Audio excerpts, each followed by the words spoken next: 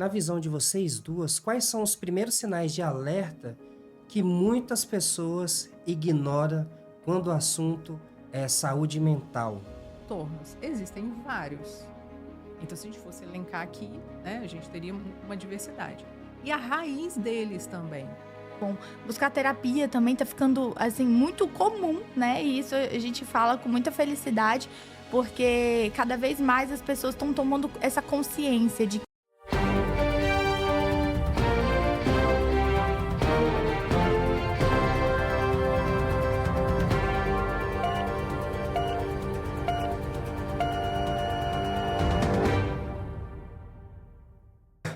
Seja muito bem-vindo a mais um episódio do Livingcast. Eu me chamo Lucas Galdino e hoje nós vamos falar sobre dias ruins ou colapso mental. Eis a questão. Vamos entrevistar duas pessoas bastante experientes no ramo de gestão de pessoas e comunicação. E agora eu passo a palavra para Eliane Pessim e para a Kelly. Sejam muito bem-vindas. Uma salva de palmas para elas, por favor. Seja muito bem-vinda, pode se apresentar para a galera que está acompanhando o nosso podcast. Bacana, Lucas. Eu que agradeço a oportunidade, é sempre bom. A gente sempre tem trocado ideia nos bastidores, né? Verdade. E foi muito legal a gente ter conversado, inclusive foi algo bem assim de última hora. Prazer enorme estar aqui. Eu sou Eliane Pessim, trabalho com treinamento, mentoria de líderes e gestão de equipes. E também gosto, que eu acho que assim tem sido cada vez mais o meu foco, a comunicação nas organizações e, enfim, acredito que é algo que importa para todo mundo, né? Não só dentro das organizações, na nossa vida importa tanto. É isso. Muito feliz de estar aqui. Oi, bom dia, boa tarde, não sei que horas que você tá vendo, né? Obrigada, Lucas, pelo convite. Muito feliz de estar aqui compondo essa mesa com tantas pessoas referências e que eu admiro muito, né? Bom, meu nome é Kellen De Angeli, sou treinadora comportamental há mais de 6 anos, aí ajudo empresas a desenvolverem pessoas, né, líderes e times também. E agora eu tô como sócia, posso falar? Lógico, pode falar. Pode ficar à Então vontade. tá. Agora estou como sócia do Lucas Galdino na empresa Órbita, né? Que é a nova empresa que veio a partir da Live, né? Soluções Ocupacionais, aonde nós vamos cuidar da saúde mental dos trabalhadores, que é a nova lei aí que está prevista para até maio todas as empresas aderirem, né? Da RN 01. E vamos falar mais sobre isso aí no decorrer do podcast. Obrigado pelo convite. Bacana. Bom, a gente tem visto nas redes sociais, nas mídias também, saiu até uma publicação no Globo.com falando sobre um dado muito alarmante. Mais de 472 mil pessoas foram afastadas de suas atividades por transtornos mentais.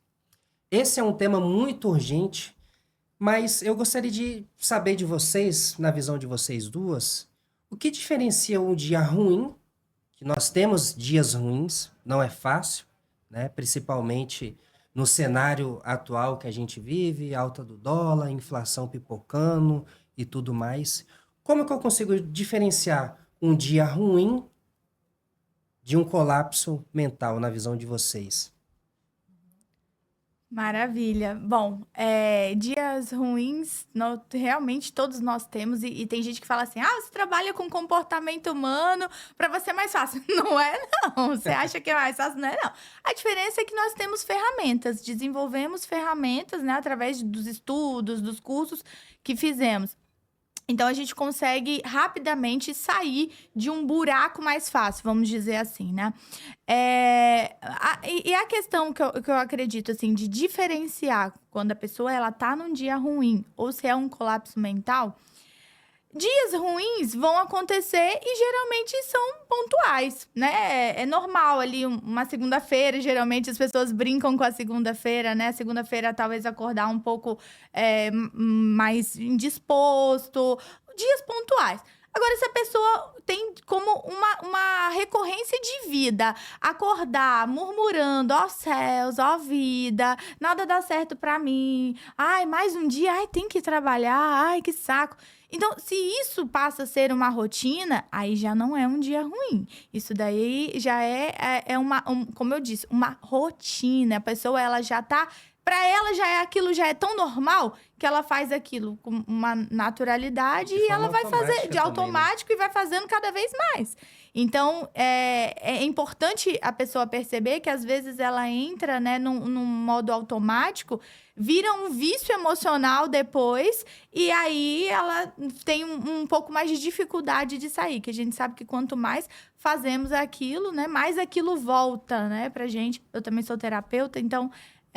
estudo muito de física quântica, energias, né? Então, quanto mais a gente reproduz aquele comportamento, mais daquilo, eu estou projetando aquilo e mais daquilo volta para mim.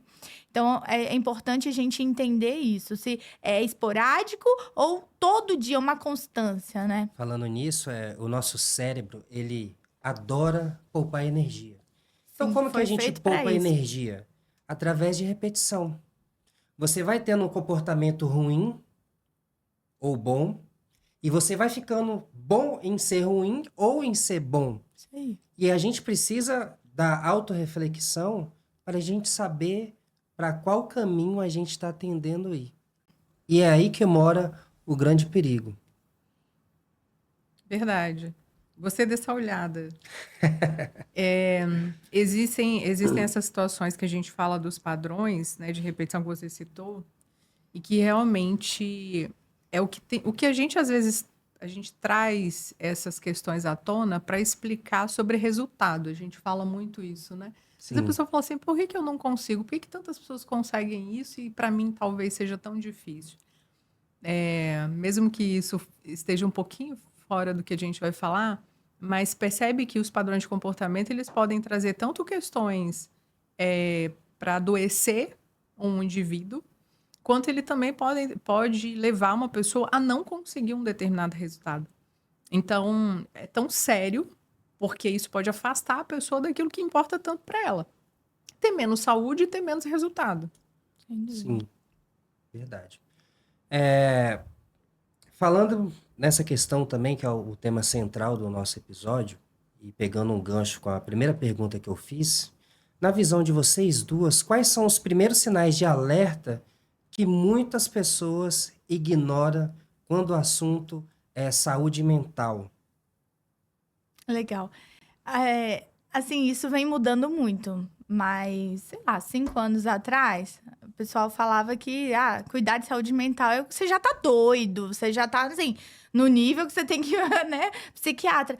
E hoje, às vezes, a pessoa vai num psiquiatra, vai num psicólogo e as pessoas estão vendo isso com mais naturalidade e isso é muito bom. Buscar terapia também tá ficando, assim, muito comum, né, e isso a gente fala com muita felicidade, porque cada vez mais as pessoas estão tomando essa consciência de que existe padrões de comportamento, existe traumas do nosso passado que a gente precisa olhar para isso, senão a nossa vida não avança, senão a nossa vida, né, não vai para frente. Então, assim, o que de 5 anos para cá a gente evoluiu, assim, eu fico muito feliz com esse avanço e eu tenho certeza que daqui para frente vai ser ainda melhor, né? Esse avanço, principalmente agora com essa nova norma, né, que a gente vai falar mais para frente também, que vai incluir isso dentro das empresas, que também não é só uma responsabilidade da empresa, a pessoa ela também precisa fazer esse trabalho. E mais, ela precisa querer, né? Porque às vezes a empresa vai implantar, só que a pessoa mesmo, ela não quer ser cuidada, ela não quer ser ajudada, cheia de arrogância, prepotência, e aí daria assunto para outro podcast. Mas, assim, muito feliz com esse avanço, né, que está acontecendo. E na sua visão, Eliane? Olha só, eu percebo que, na verdade, essa estatística, ela tem um mix de coisas. Sim. Eu até comentei que eu tinha olhado as últimas notícias, as matérias e tudo mais, até em função de um artigo que eu escrevi que vai sair essa semana, e eu topei a tendência para o artigo de maneira muito mais reflexiva, para que a gente olhasse, cada um olhasse para si, né? E pensando nisso, até anotei que para não fugir muito, porque senão a gente vai falando, tomando outros rumos, mas pensando nessas diversas coisas que estão envolvidas, eu notei o seguinte: transtornos, existem vários. Então, se a gente fosse elencar aqui, né, a gente teria uma diversidade. E a raiz deles também. Então, a gente tem questões de transtornos mentais, por exemplo, que são fatores da família, genéticos, outros que foram desenvolvidos durante um tempo, e assim vai. E aqui a gente tem um ponto que é a vida antes e depois do Covid-19, né? E de lá para cá, a gente teve uma avalanche de coisas que vieram acontecendo. Se a gente olhar para esse mix de coisas, a gente vai ver a tecnologia galopante, né? Com avanços aí que a gente não consegue nem acompanhar. A gente vai ver, por exemplo, muita mudança no mercado de trabalho, nos formatos de trabalho. A gente vai ver também, por exemplo, as empresas tradicionais tendo que ter flexibilidade e internamente a cultura é diferente, ela é mais autoritária, mais engessada. Ou seja, esses fatores todos, né, e coisas, inclusive, bem mais particulares para as questões de trabalho internas das organizações, elas trazem uma complexidade. Concorda? Não é uma coisa só. Sim. E Fato. aí a gente tem os transtornos que vão ser gradativos, a gente tem a ansiedade que, inclusive, numa dessas notícias e pesquisas estão lá no topo, ansiedade generalizada, que não envolve só os transtornos específicos. Ou seja, é muita coisa. Então, eu não quero dar esse crédito para uma pessoa só ou para uma instituição. Tudo Sim. bem, né? Verdade, bacana. Bom, falando nisso também, na visão de vocês, como nós chegamos nesse ponto? E que momento, assim, do século a gente começou a ter tanta ansiedade, a gente começou a ter tanto estresse, tanto medo também do futuro? Será que foi as redes sociais, elas deram uma potencializada nisso? Porque eu vejo o seguinte, as pessoas, elas estão sempre se comparando. E aí você abre o TikTok e você vê lá, poxa, olha, a Eliane tá viajando. Caramba, a Kelly abriu mais uma empresa e eu tô aqui como CLT. Então, eu tenho visto que as pessoas têm romantizado muito quem é CLT, as pessoas têm romantizado muito esse filtro que a gente analisa a vida do outro e começa a se comparar. Acho que a palavra nua e crua, a verdade é essa.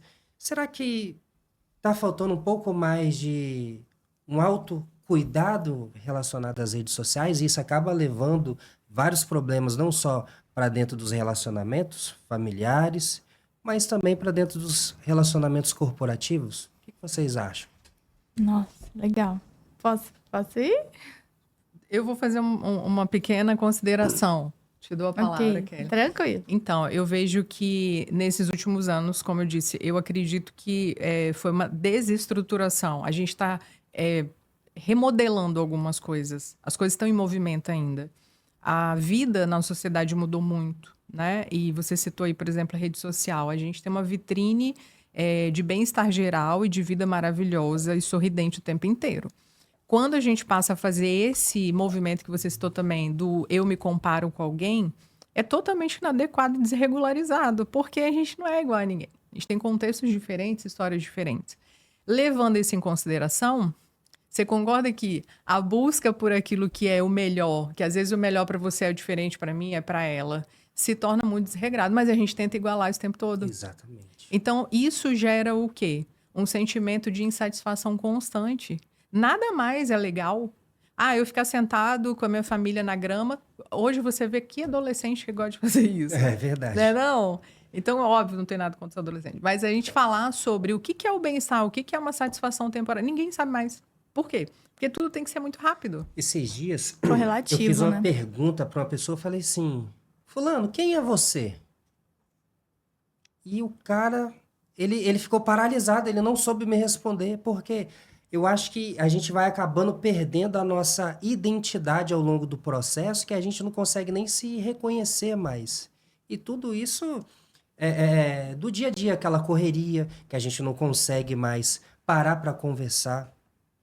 Tem empresas e eu vou me incluir no meio desse bolo também, porque eu tenho tentado muito vencer esse comportamento, que é o telefone celular. Eu estou almoçando com minha família e eu estou lá. Ou se algum cliente mandar mensagem, se for importante.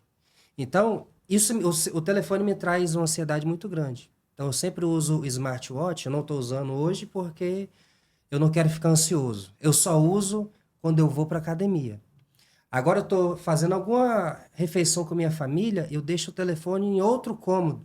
Então, se tocar meu pulso não vai vibrar, porque eu não estou com o relógio. Legal. E eu também não vou ouvir, porque o meu telefone ele sempre fica no vibracal.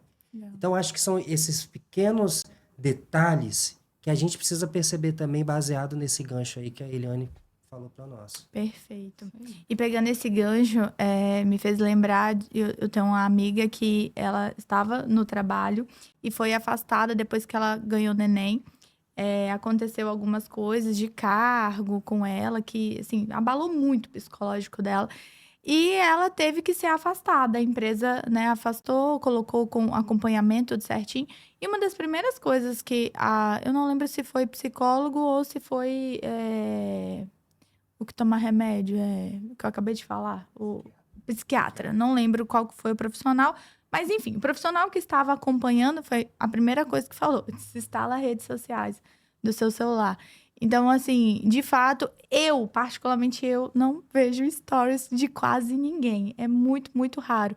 Talvez ali das pessoas mais próximas, família, alguns amigos mais próximos, mas assim, ter aquele hábito de ficar, né, passando as bolinhas ali, que é algo que eu já percebi que me faz muito mal. E assim como você percebeu do relógio, eu percebi que eram os stories que não me fazia muito bem e eu abandonei. Então, assim, é importante ter essa maturidade, né? E você perguntou em que época, né? Eu acredito que a pandemia acelerou muito isso, né? O Verdade. digital como um todo, né?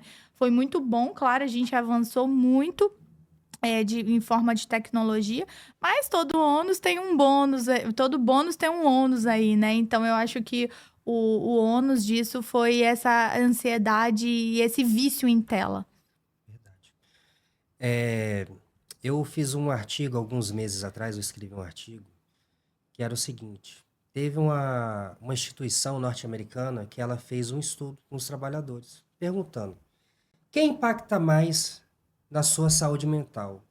O seu líder ou sua esposa, seu marido, seu amigo ou o seu psicólogo? Qual que foi a resposta? O líder. Então, assim, o líder impacta mais a saúde mental dos trabalhadores do que o próprio psicólogo. E isso é um dado, assim, estarrecedor. Que aí a gente tem aquelas cobranças, né? Tem aquela comunicação violenta, porque isso acontece muito no ambiente corporativo. Na visão de vocês que tratam sobre comunicação e também sobre gestão de pessoas, vocês acreditam que o líder, ele realmente faz com que o ambiente ele fique tóxico dentro das empresas? Toda certeza, mas pode falar. Existe uma parcela.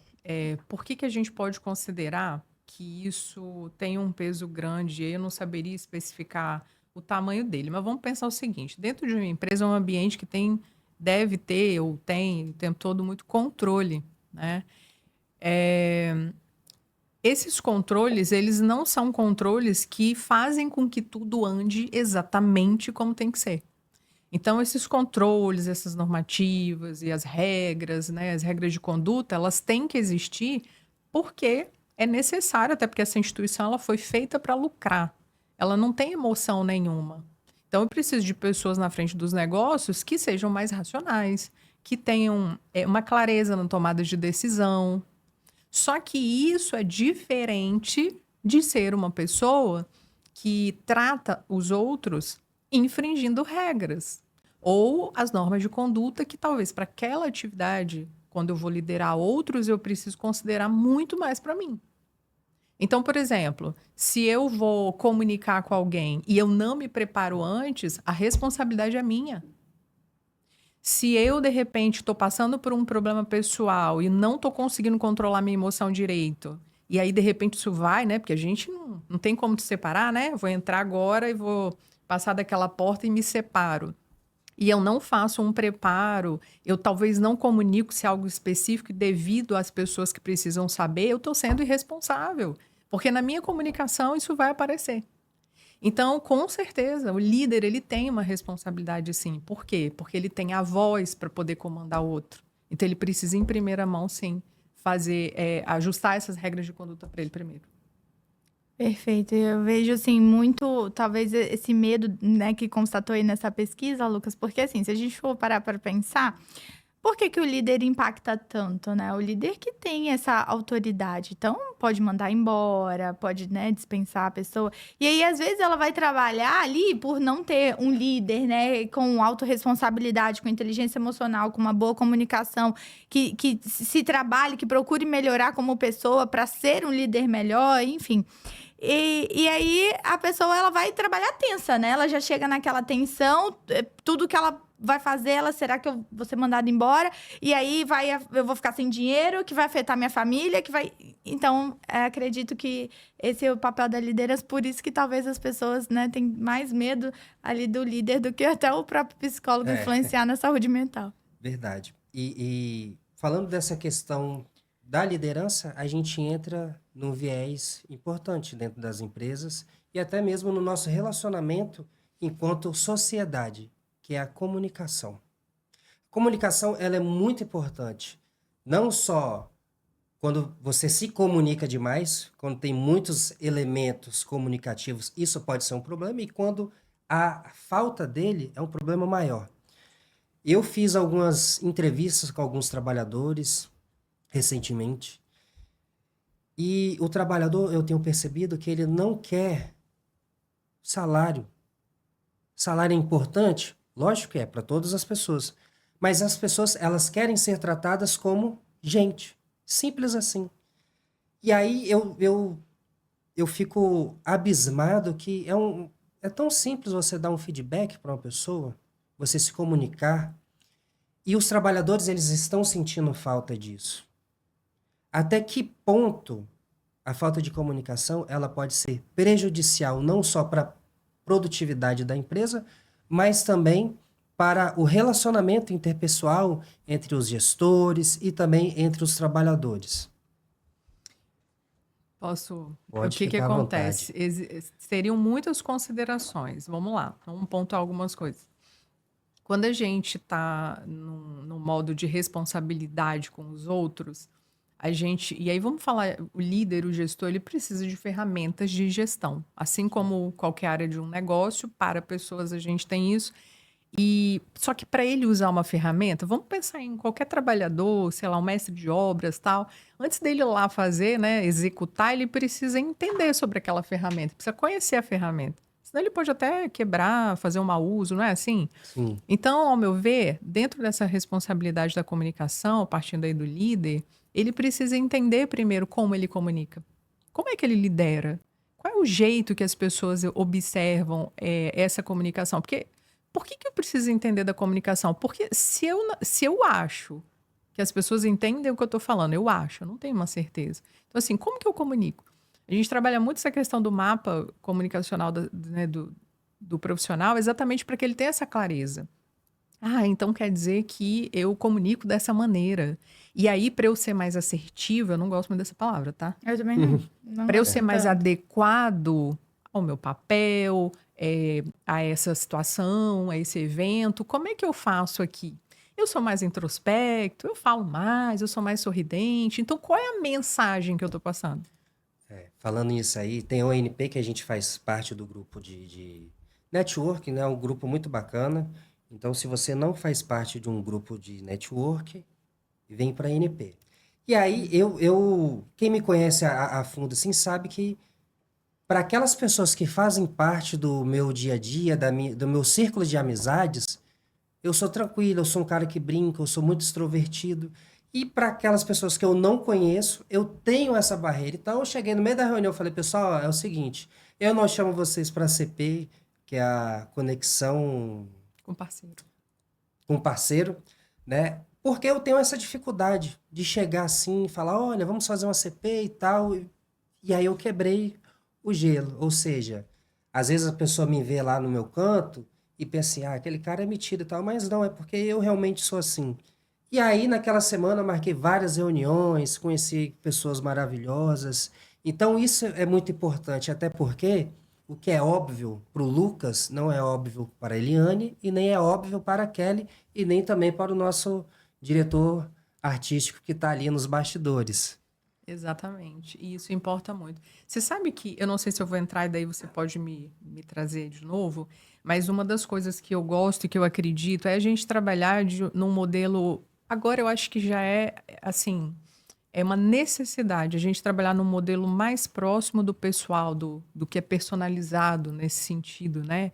E que envolve tantos aspectos de autoconhecimento, de desenvolvimento, e assim vai. Exatamente porque, a partir do momento que você se conhece melhor, não é sobre o outro. Então, a comunicação é sobre como eu comunico e como o outro entende. Então, a partir do momento que, por exemplo, eu tenho uma troca, eu faço uma pergunta, eu tenho um retorno, isso torna as relações mais fáceis. E as pessoas têm muito medo, né? Porque assim, peraí, mas e se eu perguntar como é que tá e eu não tiver uma boa resposta? Então, você também tem que estar preparado para ouvir, né? E tá tudo certo. Agora, junto disso, por exemplo, se a gente trouxer para as organizações, a gente entender que vão existir nesse meio a ética, né? A gente vai precisar respeitar o outro. Então, assim, esses códigos aí, eles também vão precisar existir. Não adianta eu comunicar bem, mas se eu também acho que do meu jeito tá tudo certo, não. Então, vamos ver o que que dá certo, o que que tá desculpa, o que que tá adequado dentro dessa realidade. Eu estava fazendo um MBA, tô agora finalizando, terminando de escrever meu TCC, glória a Deus, para entregar. Da USP, é a professora de comunicação, tive 2 aulas de comunicação assim, fenomenais. Ela tinha mais de 40 anos de experiência na área e muitos pontos da aula me marcaram muito. E uma das coisas que ela falou, você estava falando do óbvio, né? E ela trouxe uma frase assim: em relações humanas, o óbvio não existe. E por não existir, nós realmente precisamos ser o mais claro e o mais transparente possível.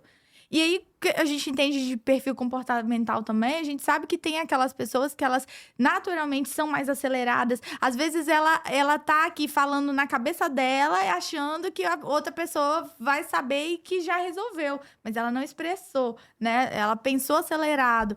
Então, assim, é preciso se conhecer. A comunicação, ela tá totalmente ligada ao comportamento, né? É totalmente comportamental, porque o que sai da minha boca, é aquele ditado de vó, né? O que a gente fala que o coração tá cheio, alguma coisa assim, né? Então, a comunicação é comportamento, o que eu acredito, a forma que eu fui criada, a cultura, tudo a gente leva em consideração, né? O meu jeito, vieses, né? se eu sou introvertido ou não, que isso também vai refletir na comunicação, né? Que você falou, eu sou um pouco mais fechado e isso me atrapalhou. Quando eu me abri um pouquinho, eu fiz novas conexões. Então, a comunicação, ela é totalmente comportamental. Então, a pessoa, ela precisa se conhecer. Ela precisa entender, eu sou mais introspectiva ou não, de perfil comportamental e tudo mais. Acho que vai ajudar muito aí nessa linha. Bacana. Bom, falamos bastante sobre saúde mental, sobre comunicação e tudo mais. Hoje eu sou consultor de mais de 800 empresas. E o que eu percebo? Eu venho percebendo ao longo dos anos, tá? Que as empresas, quando você fala assim, olha, vamos fazer um treinamento de inteligência emocional para liderança, é um Deus nos acuda, a gente correndo, é um Corre. caos Corre. na empresa. E se a gente for falar de autoconhecimento, então esquece. Ninguém aparece. Já teve casos da empresa, ela, com muita resistência, ela contratar uma palestra de autoconhecimento e ninguém quase participar, não tem uma aderência legal, né?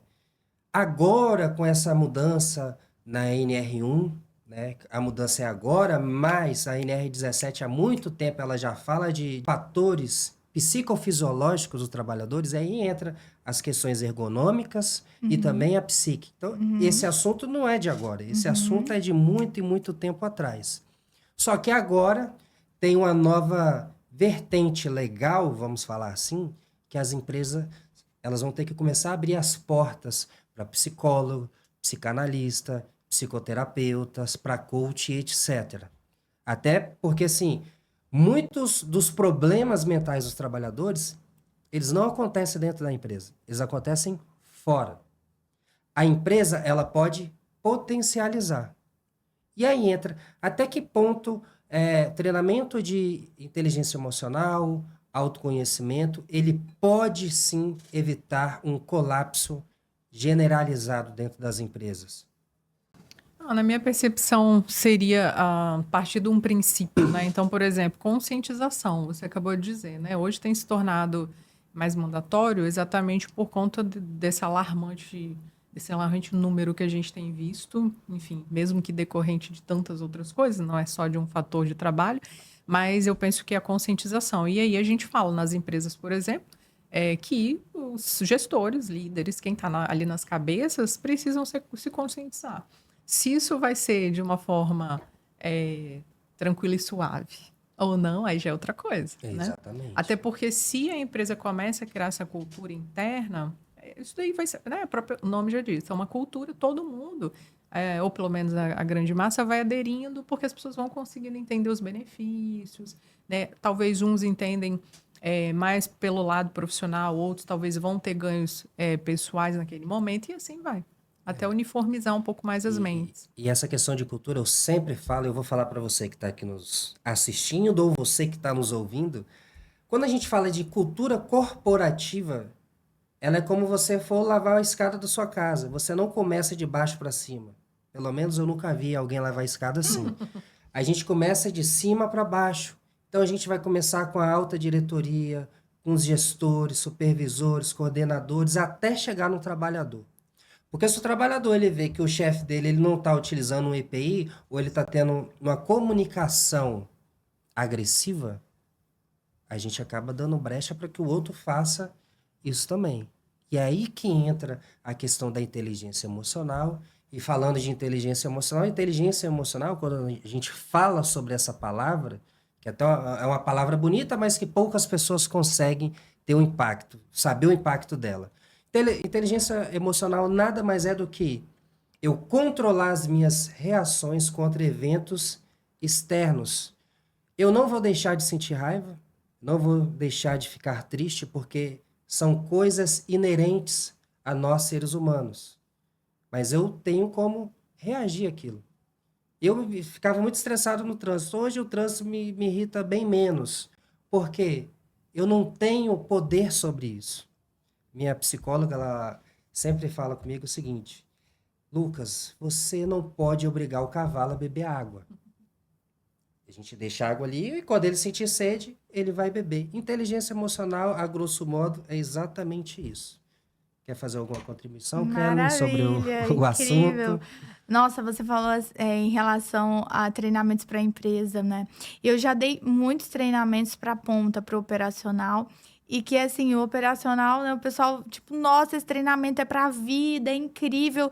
Mas meu gestor podia ouvir isso, eles também precisam disso, Nossa, isso assim. acontece demais. Fala muito! E aí, assim, a gente, né, tem todo o trabalho com a empresa depois para investir isso também para os líderes, mas é de fato a escada. Como é que a gente vai mudar, né, o operacional para cima, né? É de fato um trabalho de conscientização e aí entra embasamento daquela pesquisa que você falou, né? E a gente só vai chegando a mais conclusões, né? Por que que o líder tem um impacto tão grande na vida do colaborador, né? Verdade. Eliane, eu tenho uma pergunta para te fazer. Na verdade, eu sempre quis fazer essa pergunta para alguém que já tenha trabalhado em bancos, né? Quem já foi bancário. Muito se fala, eu tenho bastante colegas que sempre me falaram assim que trabalhar em banco é terrível. Sim, a gente fica ansioso, é muito problema, muito pepino. A gente lida com o público, que às vezes o cara está precisando de um empréstimo e por algum motivo, alguma análise, o banco não quer liberar. Durante a sua passagem num banco, você via muito isso, seus colegas, ou até mesmo você, se você quiser trazer um relato pessoal aqui, até que ponto o seu trabalho como bancária, ele impactava na sua saúde mental? Boa pergunta. Vamos lá. O que acontece? Eu percebi que... eu trabalhei cerca de 12 anos em banco, né? E aí, eu percebi que depois de alguns anos... no início, a gente tem mais energia, né? Quando você está numa instituição, inicialmente, você quer dar o máximo. Eu era muito mais jovem do que eu sou, né? Porque eu sou jovem. E aí, depois de um tempo, eu percebi que as questões de cobrança, e aí mudam questões internas e tudo mais. Eu trabalhei em 2 bancos, né? Um primeiro banco, A gente tinha uma cultura totalmente diferente desse segundo que eu trabalhei, que era uma cultura muito mais rigorosa, né? As cobranças eram muito mais apertadas e tudo mais. E eu acredito que nesse segundo momento, e claro que eu quero fazer uma ressalva, para mim foi uma experiência, um ganho muito grande, né? Eu fiquei esses 12 anos em duas grandes instituições, foram escolas. Então, com certeza foi muito bom. O que aconteceu com o decorrer do tempo e que talvez isso também tenha acontecido em função de uma mudança minha profissional, que talvez eu não tenha tomado algumas rédeas, né? E eu preciso assumir a meia-culpa. Mas a questão realmente se tornou um pouco pesado. Ao final eu tive algumas crises de ansiedade e tudo mais. O que eu penso é que a gente até brincava, eu e os colegas, né? Que assim, gente, vender papel não é fácil não, né?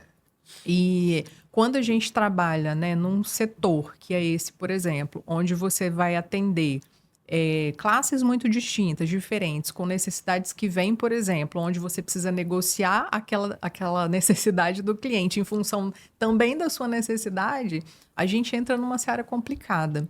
É diferente quando você lida com uma pessoa que não está, como a gente costuma dizer, precisando, né? Talvez o que essa pessoa está precisando, que era o que eu fazia em grande parte, era a questão de você distribuir o dinheiro para investir. É mais fácil. O estresse é quando não tem o retorno que ele precisa. Então, eu acredito nisso, Lucas, que foram esses dois fatores. Eu precisava me autodesenvolver e eu fiquei muito tempo, talvez, deixando isso. E, por outro lado, sim, com o tempo as coisas começaram a ficar um pouco mais Fora de tensas. controle, Sim, né? sim. A instituição é uma instituição muito rigorosa, deve ser. Hoje a gente teve essas mudanças, também tiveram nesses formatos, mas foi complicado. Acho que são as duas coisas. Sim.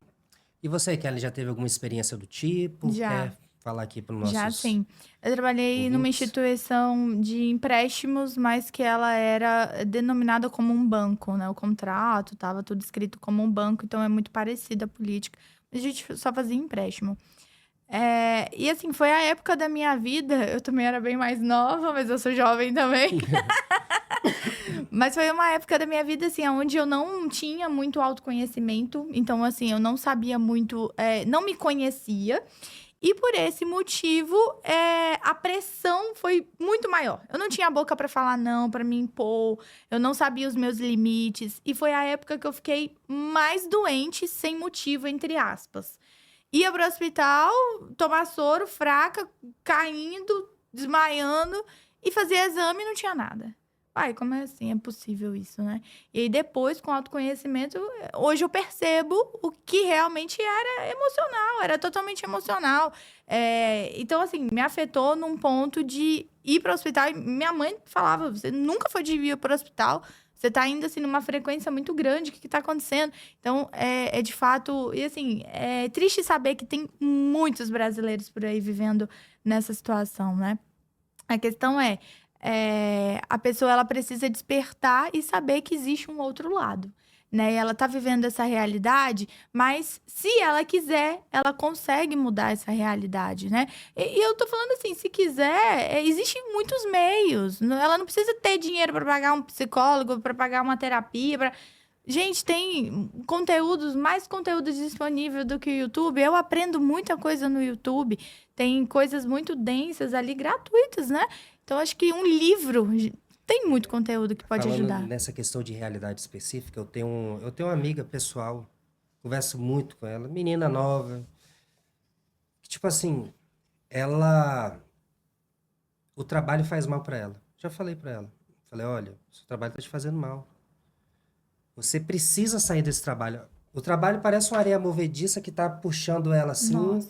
e ela já tá pelo pescoço, mas ela tem contas para pagar, os boletos sempre chegam, e isso é um problema muito grande também. Porque as pessoas, elas podem mudar de realidade? Poxa, pode.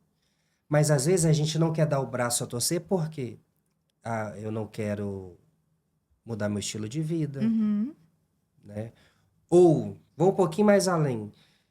O desconhecido me causa espanto, Causa medo, causa. muito medo. Eu tava com meu filho, essa semana a gente tava brincando, e aí tem eu não sei o nome, é um playground lá no shopping. E aí ele estava tentando passar do ponto A para o ponto B. Só que entre o ponto A e o ponto B, ele tinha um ressalto. Dava pé para ele, mas o pé dele não estava conseguindo alcançar a base para ele pisar. E ele entrou em pânico, ele começou a chorar desesperado. Meu filho, pode botar o pé, papai tá vendo, dá para você ir. E ele não foi. E na mesma situação que o meu filho esteve e que todos nós já nos deparamos em algum momento, essa pessoa, ela está nesse momento que tá nebuloso. E aí, a gente sabe que aquilo faz mal. Bom, faz mal, mas eu vou ficar aqui porque eu não sei o que o futuro me reserva. E como ela, tem vários profissionais. Sim. Tem várias pessoas que estão medicadas que a gente não tem a mínima ideia. Tem pessoas que não estão sendo medicadas, mas precisam ser medicadas. Então, isso é um tabu. E quando a gente fala de saúde mental, a gente tem que analisar também essa parte, esse aspecto. E aí eu vou entrar numa seara, né, que talvez para algumas pessoas vai ser um pouco polêmica, que é o seguinte: muito tem se falado em fatores psicossociais, então eu vejo psicólogos que, embora são formados nisso, né, eles nunca falaram disso. Eles não sabem como é que é na prática. E aí estão vendendo curso e etc. Isso eu vejo como um problema. Então, isso é um ponto. Segundo ponto, todo mundo fala de fatores psicossociais e da responsabilidade das empresas. Mas a empresa, ela não é a principal responsável também. É a salvadora da pátria, né? Exatamente. E aí a gente tem os trabalhadores. Eles precisam querer, que foi o que vocês falaram no início do episódio, não basta a empresa adotar boas práticas se o trabalhador, eles não compram a ideia. E aí, falando sobre esse mix, na visão de vocês, como que os trabalhadores, eles podem e devem contribuir para que as empresas façam com que os seus ambientes sejam mais sadios, mais respeitosos também? Bacana, Lucas. Posso, Kelly? Pode, fica à vontade. Achei muito interessante a sua contextualização, inclusive aproveitando o seu último podcast. Eu acredito que nós somos aquilo que nós consumimos, Sim. aquilo que nós nos alimentamos, seja mental, físico, né, tudo isso. Então nós somos resultado disso.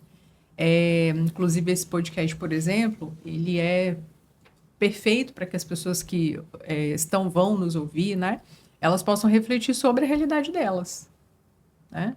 Então, assim, o que será que nós, como indivíduos, nós estamos priorizando no nosso dia a dia, né? Kellen até citou leituras, né? As nossas conversas. Será que a gente está buscando, por exemplo, retroalimentação no sentido não só do intelecto para um trabalho, mas também para nos conhecer melhor, para entender qual é o significado do sucesso para mim, que é diferente para você, é diferente para ela. Então, eu acredito que isso vai produzir na pessoa algo muito mais próximo daquilo que vai ser real para ela, né? E a gente falou no início sobre comparação e tudo mais. Então, é você trazer para sua realidade, adequar aquilo que é real para você. É óbvio que nem sempre a gente vai conseguir unir o útil ao agradável. Então, muitas vezes, uma necessidade fala mais alto em permanecer durante um período num lugar que não está legal, mas que você pode sim, então, olhando para você, para sua realidade, para o seu bem-estar, falar o seguinte: o que eu posso planejar para decidir isso aqui em tanto tempo? Então, de novo, eu falo da autorresponsabilidade. Bacana, magnífico. Legal. Acredito, assim, Lucas, que é fazer a pessoa ela ir tomando essa consciência. Eu sempre falo assim, que vai chegar uma época que acredito que a maior parte das pessoas vai procurar ajuda de alguma forma. Se não procurar ajuda, vai pro caixão, assim, é triste. Infelizmente, é triste, porque, poxa, qual o sentido da vida se não for a gente passar aqui e deixar um legado de alguma forma? Quando a gente fala legado, né, não precisa ser, nossa, eu fui um grande, mega e... Não, é você fazer a diferença na vida de alguém. Você pode ser um facilitador da vida de alguém. Então, no nosso dia a dia, se eu tenho a condição de ser... Eu né, eu sempre tenho duas escolhas, né? A gente toma várias decisões durante o dia, né? Desde o momento que você abre o olho, eu escovo o dente agora ou Mais de depois, né? 60 mil. Olha só, mais de 60, eu não tinha o número exato, mas incrível. Mais de 60 mil decisões. Então, essa decisão de ser um facilitador é mais uma. Eu posso ser um facilitador, eu posso ser um dificultador. E aí, tá nas nossas mãos, né? E eu acredito que muito naquela parábola, né? Quem planta, colhe, né? Então, se eu for um dificultador de vidas, será que a vida vai fluir para mim?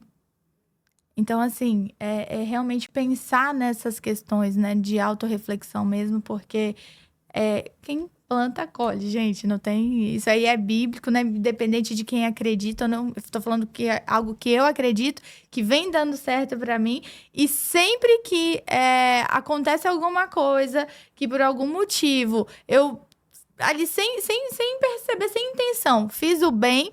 Do nada acontece alguma coisa que eu fico, tipo, de onde veio isso? Aí eu, caramba, pode ter sido. E assim, e a vida vai fluindo com mais naturalidade. Então, assim, é essa mensagem mesmo que eu quero deixar. Você vai ser um facilitador, um dificultador da vida das pessoas. Muito bacana. Estamos chegando ao final desse episódio. Estou muito feliz, novamente, por vocês estarem aqui. Isso não estava no script, mas eu gostaria que vocês deixassem para os nossos ouvintes. Cada um de vocês vão sugerir um livro que fez a diferença para vocês, tá? Pode ser qualquer livro, para que os nossos telespectadores, os nossos ouvintes, a galera que está acompanhando aqui o Livingcast há um tempo, possam estar absorvendo também.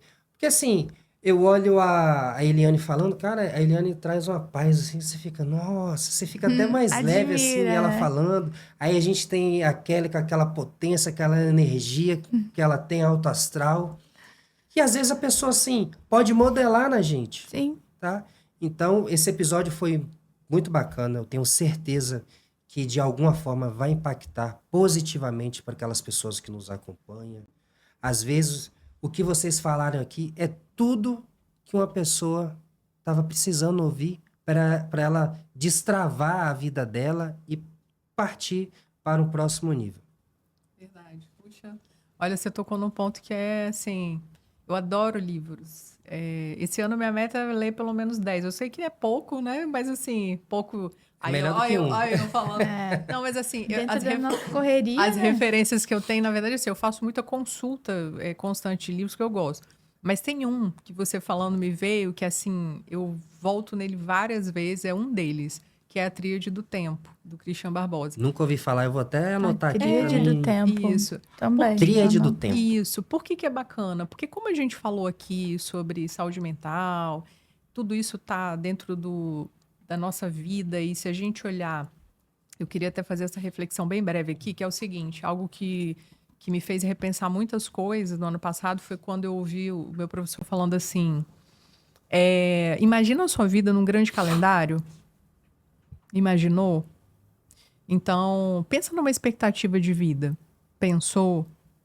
Agora pensa nesse calendário, risca tudo que você já viveu. Quanto que sobrou? E a Tríade do Tempo fala, né, o livro ele fala muito sobre como a gente pensa sobre a nossa vida, como a gente planeja, como a gente se importa com tudo que a gente acha que é importante, mas a gente está doando tempo para isso? O que a gente está fazendo com o nosso tempo de vida? Será que a gente está rolando na rede social, está deixando esses hacks aí que toda hora tem um novo, né, de que você tem que trabalhar muito, você tem que ser o melhor que você... Quando às 5 da manhã. Exatamente. Pra ser Será que a hiperprodutivo. nossa vida está sendo comandada pelas verdades dos outros ou pelas nossas verdades? Então, sem sombra de dúvida, esse é um dos livros que eu recomendo muito. Ai, Muito que legal. bacana. E você, dona Kelly? Bom, o livro que me veio na mente foi o que eu li mais recente e que foi muito a virada de chave para mim, que é As 5 Feridas Emocionais. Como a gente falou que a comunicação ela é comportamento, né? Esse livro me fez perceber que muitos comportamentos que venho tendo durante o meu dia a dia é a partir de feridas emocionais da infância, né? E esse livro, assim, foi muito a virada de chave mesmo. Gostaria de deixar aí para os telespectadores e quem estiver ouvindo, que eu tenho certeza que também pode ser uma grande virada de chave. Tem um né? livro que eu comprei e eu vou ler junto com a minha esposa, a gente combinou. Porque eu achei legal que eu tenho um amigo, que o nome dele é Ângelo Santos. Um abraço pra você, meu amigo Ângelo Santos. Ele postou, poxa, eu comecei a ler um livro com a minha esposa e tal, não sei o quê. Eu falei, caramba, que legal, bacana, eu vou fazer isso. E eu tava vendo, eu tava de frente pra uma livraria no aeroporto, e aí eu vi um livro, Liberte a Criança que há dentro de você. Legal. E eu falei, caramba, velho. Muito do nosso comportamento é por questões lá de trás que a gente não faz a mínima ideia, tá lá no nosso subconsciente. Subconsciente. E aí eu comprei esse livro e a gente vai começar a ler. Eu tô muito animado também, mas não é esse livro que eu quero sugerir para vocês. O livro que eu quero sugerir é As 48 Leis de Poder. É fantástico. Está na minha lista. É muito bom a leitura. Só que você tem que ler 48 papel e caneta na mão e escrevendo, poder. fazendo uma autorreflexão, porque é muito bom. O livro é maravilhoso. Eu já li ele várias vezes. E um bônus, o ego é o seu maior inimigo, seu pior inimigo. Muito famoso esse, né? É um livro muito bom porque todos nós temos o nosso ego. E a maioria dos problemas corporativos, eles nascem a partir do ego. Sabe? E conforme você vai lendo aquele livro ali, você vai se confrontando com você mesmo. Você está olhando no espelho ali. E quando você começa a ver as verdades inconvenientes para os outros, e você vai combatendo elas, você começa a ter uma visão de mundo mais holística, vamos falar assim, mais ampla. Então é isso, pessoal. Mais uma vez, muito obrigado por vocês estarem aqui. Tá, eu tenho certeza que foi muito bom. Esse episódio é um oferecimento da Carnes Nobres. Você sabe por quê? O seu churrasco merece uma carne de qualidade. E no mais, eu te encontro no próximo episódio.